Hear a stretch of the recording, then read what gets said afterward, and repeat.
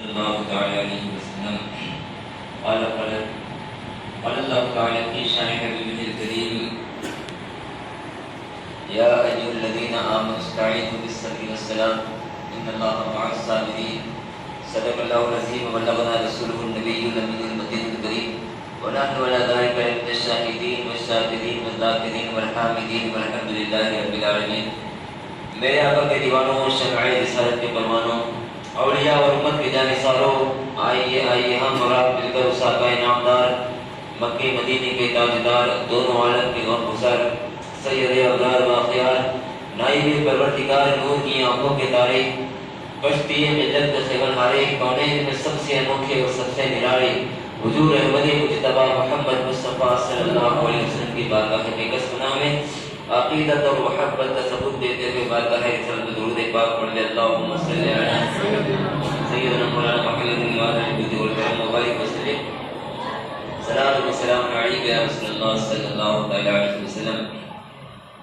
دستے بلا کو عرش کا زینہ بنا دیا، دستے بلا کو عرش کا زینہ بنا دیا، جنگل کو مصطفیٰ کا مدینہ بنا دیا، جنگل کو مصطفیٰ کا مدینہ بنا دیا. حضرات محترم، اس آیت کریمہ میں تلاوت کرنے کا میں نے شرف حاصل کیا ہے. اللہ رب العزت کلام مجید میں ارشاد فرماتا ہے یا ایھا الذین آمنوا استعینوا بالصبر والصلاۃ، یعنی اے ایمان والو مدد مانگو صبر اور نماز سے، بے شک اللہ تبارک و تعالیٰ صبر کرنے والوں کے ساتھ ہے. حضرات محترم، اللہ تبارک و تعالیٰ نے جب انسان کو پیدا کیا اور ساری مخلوقات کو پیدا فرمایا، ہر چیز کا الگ الگ درجہ ہوا کرتا ہے. انسانی ہم زندگی میں دیکھ لیں تو اگر کوئی نہ کوئی الگ الگ درجے پر فائز ہے. کوئی کانسٹیبل ہے، کوئی انسپیکٹر ہے، یعنی سب کے درجے الگ الگ ہیں. کوئی ڈی آئی جی ہے، کوئی ڈی سی پی ہے، کوئی وزیر اعظم ہے، کوئی صدر جمہوریہ ہے، اور نہ جانے کون الگ الگ اپنے مقامات اور درجات کو رکھتے ہیں. سب لوگ، ہر انسان کا الگ کوئی نہ کوئی درجہ ہوتا ہے. اسی طریقے سے انسانی زندگی کے انسان کے اندر بھی دو قسمیں پائی جاتی ہیں، ان کے بھی درجے اور درجات الگ ہوتے ہیں، ان کے مراتب اور مرتبے الگ الگ ہوتے ہیں. انسان کے دو درجے، ایک مسلمان ہوتا ہے، ایک یہ درجہ ہے، ایک کافر ہوتا ہے. اور سب سے بدترین جو درجہ ہے وہ مرتد. کافروں میں سب سے بدترین درجہ وہ مرتد ہوتا ہے. یعنی جو مرتد کسے کہتے ہیں؟ جو مسلمان تھا پھر کافر ہو گیا، جو مرتد ہو گیا اسے مرتد کہتے ہیں. اس سے زندہ رہنے کا بھی کوئی حق نہیں ہے اس دنیا کے اندر. حضرات محترم، اللہ تبارک و تعالیٰ نے ساری کائنات میں سب سے افضل و اعلیٰ، سب سے بزرگی اور برتری کسی کو عطا فرمائی ہے. وہ سرکار نامدار شہنشاہ ذی وقار حضور احمد مجتبی محمد مصطفیٰ صلی اللہ تعالی علیہ وسلم کو وہ مرتبہ عطا فرمایا ہے. کیسا مرتبہ کسی اور کو عطا نہیں فرمایا ہے. اس کے بعد اگر کسی کو مرتبہ عطا فرمایا تو رسولین کو مرتبہ عطا فرمایا.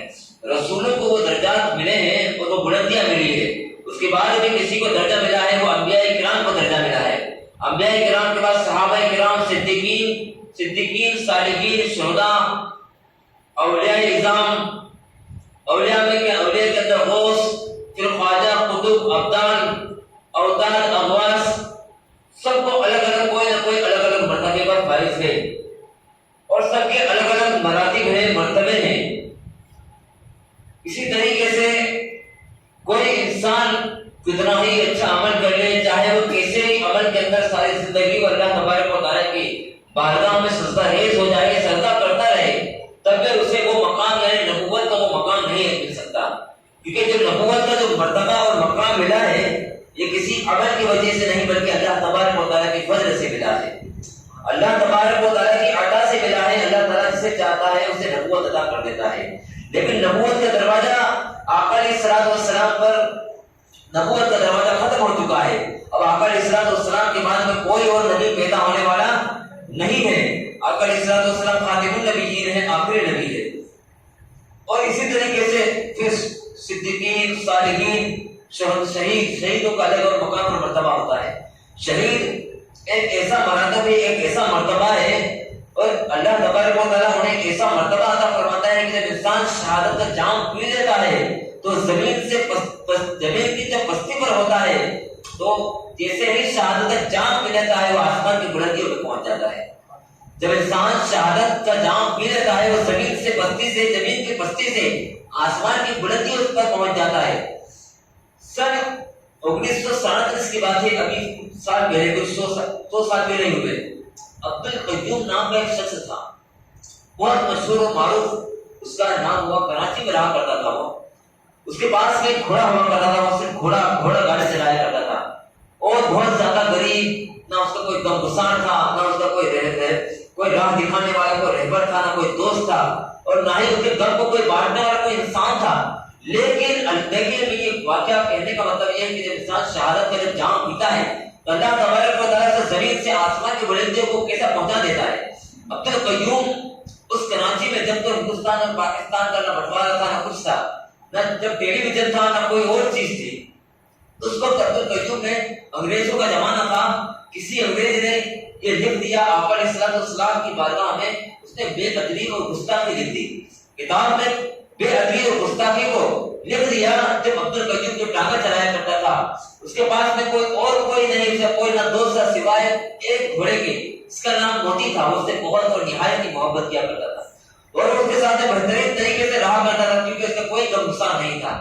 جب عبد القیوم نے یہ سنا کہ بڑا شخص نے آقا علیہ الصلوۃ والسلام کی شان میں گستاخی کی ہے, تو اس نے اپنے دل میں ٹھان لیا کہ کچھ ہو نہ ہو, میں اس بے ادب اور گستاخ کا سر کو قلم کر دوں گا, چاہے میری موت بھی نہیں ہو جاتی.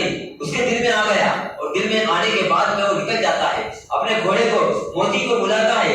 موتی کے اوپر بیٹھنے کے بعد میں وہ گھوڑا گاڑی لے کر چلے لگتا ہے, اور جا کر سیدھا کچہری پہنچتا ہے. کچہری کے اندر جو جج کا روم تھا, جہاں پر انگریز جج بیٹھے ہوئے تھے, جیسے ہی وہ اس کچہری میں داخل ہوتا ہے, کیا دیکھتا ہے, یہ کچہری جو تھی, جو عدالت تھی, وہ کھچاپٹ بھری ہوئی تھی. وہ جاتا ہے, اندر جانے کے بعد میں سارے جج اور سارے لوگ اسے دیکھتے رہ جاتے ہیں. اس نے اپنے گھوڑے کو سائڈ میں رکھنے کے بعد میں جیسے ہی اندر آتا ہے اور اس شخص کو دیکھتا ہے جس نے آقا علیہ الصلوۃ والسلام کی شان کی گستاخی کی تھی, اس نے گستاخی کی تھی, وہ اپنے چاقو نکالتا ہے اور اس کے گلے پہ مارتا ہے, اور گلے پہ پھیرتا ہوا اس کی گردن کو اس کے تن سے جدا کر دیتا ہے, اور اپنے ہاتھ کو پولیس کے حوالے کر دیتا ہے.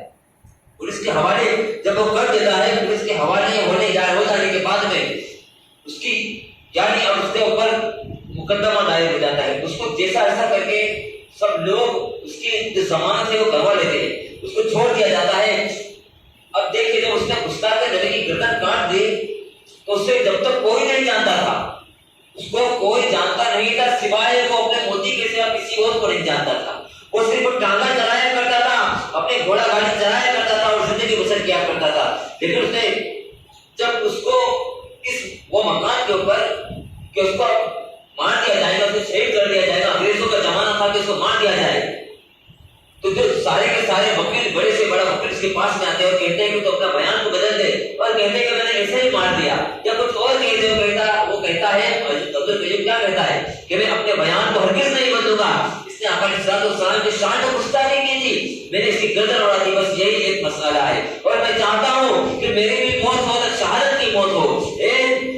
وکیلوں, میری شہادت کے بیچ میں تم روڑا مت ڈالو, یعنی مجھے روکو مت, مجھے بچاؤ مت, کیونکہ میں چاہتا ہوں کہ میں اللہ کے پیارے حبیب صلی اللہ علیہ وسلم کی محبت میں شہید ہو جاؤں. اس کی ایک تمنا تھی. جب تک یہ بات اتنے مشہور ہوئی کہ پورے ہندوستان میں پھیل گئی. ہندوستان میں پھیلنے کے بعد میں وہ اپنے بات پر اڑا رہا, اور پھر آخرکار انگریزوں نے اسے شہید کر دیا. اور انگریزوں نے جب شہید کر دیا, اس وقت نہ ہی سوشل میڈیا کا زمانہ تھا. وہ بات اتنی مشہور ہوئی کہ اس زمانے کے اندر تاریخ گواہ ہے, کراچی کے اندر جب اس کا جنازہ نکالا گیا تو آسمان یعنی چھتوں پر بیٹھ کر عورتیں رونے لگی کہ جانے والا کوئی اور نہیں, ایک عاشق رسول جا رہا تھا. لوگوں کی آنکھوں میں آنسو تھے کہ جانے والا شہادت کا جام پی کر جا رہا تھا. تاریخ گواہ ہے کہ کراچی کے اندر کوئی ایسا محلہ باقی نہیں تھا جو اس کے لیے دعائیں مغفرت نہ کرتا ہو. سارے ہندوستان والے, اس وقت نہ ہی سوشل میڈیا کا زمانہ تھا, بتایا جاتا ہے کہ اس کی جنازے کے اندر اس وقت ایسے وقت کے اندر 25 لاکھ کا مجمع جمع ہو گیا تھا. یعنی جو مقام اور مرتبہ ملا ہے وہ شہادت کی وجہ سے ملا ہے. کہنے کا مطلب سمجھ رہے ہو؟ اور شہادت کا مقام تو ایسا مقام ہے کہ شاعر اسلام کے خاطر بہت سارے لوگوں نے اپنی جانوں کو اللہ تبارک و تعالیٰ کی بارگاہ میں قربان کیا، اپنی جانوں کو اللہ تبارک و تعالیٰ کی راہ میں قربان کر دیا، لیکن جیسا قربانی امام حسین رضی اللہ تعالیٰ عنہ نے دی ہے، اسی قربانی اس کی مثال نہیں ملتی۔ امام حسین رضی اللہ تعالیٰ عنہ بہت سارے شہید اللہ تبارک و تعالیٰ کی راہ میں جہاد کرتے کرتے شہید ہو گئے، لیکن جو مثال امام حسین رضی اللہ تعالیٰ عنہ نے ملتی ہے، اسی مثال کہیں اور پر نہیں ملتی۔ آپ کو 3 دن تک بھوکا رکھا گیا، آپ کو اہل و عیال کو 3 دن تک بھوکا اور پیاسا رکھا گیا۔ آپ کو ایسے تو بہت سارے حضرت سیدنا عثمانی گڑی کے اوپر بھی پانی کو بند کر دیا گیا تھا، لیکن انسان کو زیادہ تکلیف کب ہوتی ہے جانتے ہو؟ انسان بھوکا ہو اور جب پانی موجود نہ ہو، اور پانی موجود نہ ہو پیاس سے مر رہا ہو تو بات الگ ہے، لیکن پانی موجود ہو، نہر فرات جاری ہو، پانی کو ہر کسی عام کو اس نہر فرات سے پینے کی اجازت ہو، لیکن ہر چرند اور پرند کو اس نہر فرات سے پانی پینے کی اجازت ہو، پانی سامنے ہو، اس کے باوجود پیا نہ جائے جب زیادہ تکلیف ہوتی ہے۔ یہ اور بات ہے، بہت سارے شہیدوں کو بہت طریقے سے شہید ہوئے ہیں، لیکن تکلیف کب ہوتی ہے کہ جب اپنے سامنے 18 سال کے نوجوان بیٹے کی لاش اٹھا کر حضرت علی اصغر علی اصغر کی لاش اٹھا کر پیاسا رہ کر ثابت قدم رہنا اگر کسی نے سکھایا ہے تو حسین ابن علی نے سکھایا ہے۔ ہمیں کوئی طریقہ دیتا ہے تو حسین ابن علی نے دیا ہے۔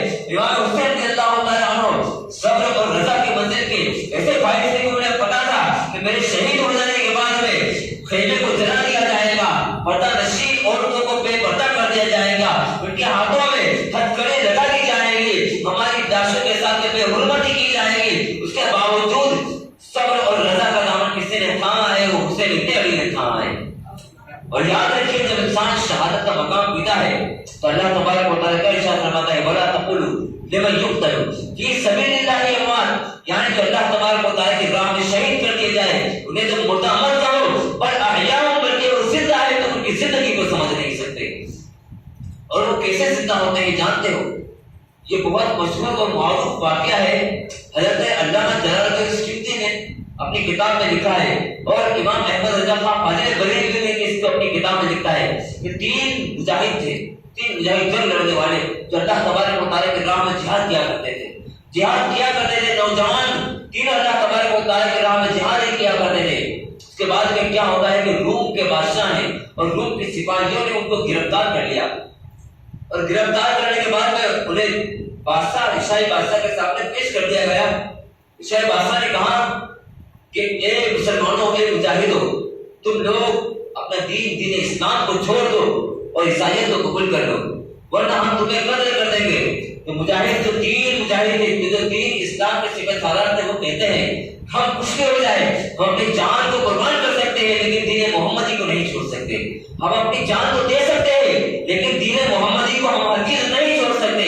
اس کے بعد میں کیا ہوتا ہے، وہ عیسائی بادشاہ اپنے سپاہیوں سے کہتا ہے کہ جاؤ ایک کڑھائی کو منگائی جائے، اس کڑھائی کے اندر زیتون کا تیل ڈال دیا گیا اور آگ جلا دی گئی، آگ جلتی گئی، وہ زیتون کا تیل جو ہے ابلنے لگا۔ ابلنے کے بعد میں ان لوگوں سے کہا کہ اب بھی وقت ہے، تم اسلام کو چھوڑ دو ورنہ تمہیں اٹھا کر تیل کے اندر ڈال دیا جائے گا، تیل کے اندر ڈال دیا جائے گا۔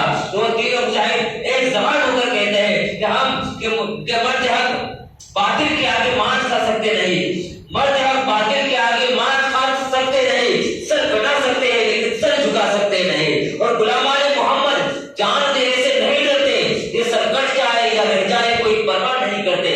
جب اتنا کہنا تھا سپاہیوں کو بادشاہ نے حکم دیا کہ جاؤ ان میں سے ایک جو بڑا بھائی ہے اس کو اٹھا کر اس جلتے ہوئے اس کھولتے ہوئے تیل کے اندر ڈال دیا جائے۔ اس کے بعد میں وہ سپاہی آتا ہے، ان میں سے ایک بھائی کو پکڑتا ہے اور ابلتے ہوئے تیل کے اندر اس کو ڈال دیتا ہے، اور جیسے ہی وہ تیل میں جاتے ہیں وہ سارے کے سارے چورا اور قورمہ بن جاتا ہے، یعنی چورا ہو جاتے ہیں وہ۔ اور اس کے بعد میں شاہی بادشاہ کہتے ہیں دیکھو تمہارے بڑے بھائی کا کیا حال ہوا ہے۔ وہ کہتے ہیں کچھ بھی ہو جائے لیکن ہم اسلام کو نہیں چھوڑیں گے، دین محمدی کو نہیں چھوڑیں گے۔ اس کے بعد میں دوسرے بھائی کو اسی طریقے سے اس کھولتے ہوئے تیل کے اندر ڈال دیا جاتا ہے۔ جب ایک جب آخری بھائی بستا ہے کہ چھوٹا سا چھوٹا بات نوجوانی کی جب عمر ہوتی ہے نوجوان ہوتے ہیں تو وزیر تھا، وزیر نے کہا بادشاہ سے اے بادشاہ سلامت آپ مجھے کچھ دن کا موقع دیں، اگر آپ مجھے کچھ دن کا موقع دیں گے تو کسی نہ کسی تدبیر سے اس کو دائرہ اسلام سے نکال کر میں عیسائیت کے اندر شامل کر دوں گا، اس کو میرے سپرد کر دیا جائے، مجھے سونپ دیا جائے۔ بادشاہ نے اس کی بات مانی اور وہ جو نوجوان تھے، نوجوان مجاہد تھے، ان کو سونپ دیا، وزیر کو سونپ دیا، انہیں ایک کمرے میں بند کر دیا گیا اور اس نے منصوبہ چلا۔ عیسائی بادشاہ نے منصوبہ چلا کہ کسی بھی طریقے سے ان کو لالچ دے کر ان کو دائرہ اسلام سے نکال کر ہم عیسائیت کے اندر داخل کر دیں گے۔ اس کی جو نوجوان ایک لڑکی تھی وزیر کی اور اتنی حسین و جمیل تھی کہ جس کی ایک جھلک پانے کے لیے مصر تڑپا کرتا تھا، اس کو بھیج دیا کمرے کے اندر کہ جاؤ تم اس کو بھیجاؤ اور اس کو عیسائیت میں داخل کر لو۔ جیسے ہی وہ لڑکی کمرے میں داخل ہوتی ہے وہ کیا دیکھتی ہے، وہ ایک جگہ پر سامنے جا کر بیٹھ جاتی ہے، کیا دیکھتی ہے کہ وہ نوجوان کو کیا دیکھتی ہے، وہ مجاہد کیا کر رہا ہے، وہ قرآن کی تلاوت میں مشغول ہے۔ جیسے ہی اس نے قرآن کی تلاوت کرے جا رہا ہے، کرتے جا رہا ہے، رات گزرتی چلی گئی حتیٰ کہ صبح شروع ہو گئی۔ صبح جب ہو جاتی ہے اور رات بھر وہ مجاہد قرآن کلام ربانی کی تلاوت کرتے رہے اور قرآن شریف پڑھتے رہے۔ جب صبح ہو جاتی ہے لڑکی باہر آتی ہے، وزیر پوچھتا ہے کیا معاملہ ہوا، کہاں کے پتا نہیں، جس کو مجھے دیکھنے کے لیے جہاں سارے دن درس تھے یہ اس نے مجھے نظر اٹھا کے ایک مرتبہ نہیں دیکھا۔ دوسری رات آتی ہے، پھر لڑکی اندر جاتی ہے اور جانے کے بعد میں کیا دیکھتی ہے کہ آج نفل کے اندر لگے ہوئے ہیں، وہ جو مرتے مجاہد ہیں وہ نفل پڑھ رہے ہیں، نفل پڑھتے گئے یہاں تک کہ صبح ہو گئے۔ دوسرا دن اسی طریقے سے گزر گیا، تیسرے دن گئے تو پھر سے وہ اللہ تبارک و تعالیٰ کی دعا کے اندر مشغول ہے اور 3 دن اسی طریقے سے گزرتے چلے گئے۔ اسی طریقے سے ایک کے بعد دیگر دن گزرتے گئے 40 دن گزر جاتے ہیں، لیکن وہ مرتے مجاہد نے ایک مرتبہ بھی اس عورت کی طرف، اس لڑکی کی طرف اپنی آنکھ اٹھا کر نہیں دیکھا۔ آخر کار جو لڑکی وزیر کی جو لڑکی تھی وہ خود متاثر ہو جاتی ہے کہ آخر کیا وجہ ہے کہ مجھے دیکھنے کے لیے آج سارے دنیا درس رہی ہے اور جب میں اس کو دن کو دکھا رہی ہوتی ہے مجھے ایک نظر اٹھا کر نہیں دیکھتی ہے۔ وہ خود جاتی ہے اور پوچھتی ہے اے نوجوان تو نے ایسا کس کے عشق میں گم ہے کہ تو میری طرف ایک نظر بھی اٹھا کر نہیں دیکھتا۔ وہ کہتا ہے کہ میں نے رسول پاک صلی اللہ علیہ وسلم کے حسن کا جو پیارا کیا ہے، اب مجھے کسی کے حسن کی بھی ضرورت نہیں ہے، مجھے کسی کے حسن کی ضرورت نہیں ہے۔ وہ لڑکی متاثر ہو جاتے ہیں، کہنے لگتے ہیں ارے تیرا رویہ دیکھ کر اور تو میری جیب دیکھ کر تجھ پر فدا ہو گئی ہو، اسلام سے محبت کرنے لگی ہو کہ صرف ایک مجاہد یعنی میں رسول پاک صلی اللہ علیہ وسلم کے نام سے جب تجھے محبت کرتا ہے تو رسول اعظم سے کتنی محبت کرتا ہوگا۔ میں چاہتی ہوں کہ میں تجھے عیسائی بنانے کے لیے آئی تھی لیکن میں خود دائرہ اسلام میں داخل ہو کر مسلمان ہو جاتی ہوں، مجھے کلمہ پڑھا دے۔ کلمہ پڑھا دیا جاتا ہے اشہد ان لا الہ الا اللہ و اشہد ان محمد رسول اللہ۔ پھر وہ کی بیٹی نکلتی ہے، نکلنے کے بعد میں استبر جاتی ہے، استبر سے تو گھوڑے لیتی ہے اور گھوڑا لینے کے بعد میں وہ میدان میں نکل جاتے ہیں اور بھاگ جاتے ہیں۔ جب دور میدان میں پہنچتے ہیں تو کیا دیکھتے ہیں، جب بہت دور دراز پہنچ گئے کیا دیکھتے ہیں کہ گھوڑوں کی آوازیں آ رہی ہے، دور سے گرد اڑ رہا ہے، مٹی اڑ رہی ہے۔ تو لڑکی کہتی ہے کہ شاید میرے جو بادشاہ ہے اس کو پتا چل گیا کہ ہم لوگ بھاگ چکے ہیں۔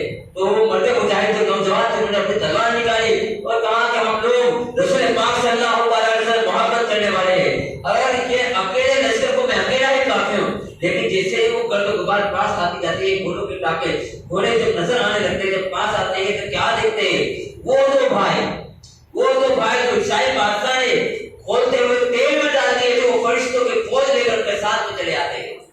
فرشتوں کے فوج لے کر سامنے آتے ہیں تو بھائی مسرت سے خوش ہو جاتا ہے اور خوش ہونے لگتا ہے اور عرض کرتا ہے میرے بھائی آخر کیا معاملہ ہے، تم کیسے آ گئے ہو؟ تو وہ لوگ کہتے ہیں کہ وہ جو تیل جو تھا نا وہ صرف ایک آن کے لیے تھا، ہم نے گوتا لگایا اور ہمیں وہ میرے جاوید اللہ نے عطا فرما دی، ہم لوگ ہمیشہ کے لیے زندہ ہو گئے ہیں۔ پھر سارے فرشتوں نے اور وہ دو بھائیوں نے مل کر وہ دونوں کا نگاہ بڑھایا اور نگاہ بڑھانے کے بعد میں وہ آپس کو آپس چلے جاتے ہیں۔ اس واقعے سے کیا ثابت ہوا کہ شہید جو ہے اللہ تبارک و تعالیٰ انہیں عمر جاویدانی عطا کرتا ہے اور ایسی عمر عطا فرماتا ہے کہ ہمیشہ والی زندگی عطا فرماتا ہے۔ اور اللہ تبارک و تعالیٰ ایک آیت کے اندر ارشاد فرماتا ہے وَلَا تَحْسَبَنَّ الَّذِينَ قُتِلُوا فِي سَبِيلِ اللَّهِ أَمْوَاتًا، یعنی مردہ مت کہو نہیں، اللہ تبارک و تعالی ارشاد فرماتا ہے ولا تحسبن الذين قتلوا في سبيل الله امواتا، جو اللہ تبارک و تعالی کے راہ میں شہید کر دیے جائے انہیں تم موٹا گمان تک مت کرو، یعنی سوچو بھی مت کہ وہ مر گئے، اللہ تبارک و تعالی انہیں ایسی زندگی عطا فرما دیتا ہے۔ حضرات محترم، تو اللہ تبارک و تعالی کی بات میں دعا ہے کہ اللہ تبارک و تعالی ہمیں بھی شہادت کا جان نصیب عطا فرمائے۔ اللہ تبارک و تعالی کی بات میں دعا ہے کہ اللہ تبارک و تعالی ہم سب کو حج بیت اللہ نصیب عطا فرمائے، امام حسین کے روزی کی زیارت ہمیں نصیب عطا فرمائے، ہمیں آقا اور مولا حضور سید الشہداء حضرت امام حسین رضی اللہ تعالیٰ عنہ کی زیارت نصیب عطا فرمائے۔ ویسے انشاءاللہ جو ہمارا پروگرام جو ہوگا وہ باہر ہوگا اور عورتوں کا بھی سب انتظام کیا جائے گا، کل اور پرسوں کے یعنی نئی بار کے دن باقی کمپنی میں انشاءاللہ وہیں پر کیا جائے گا۔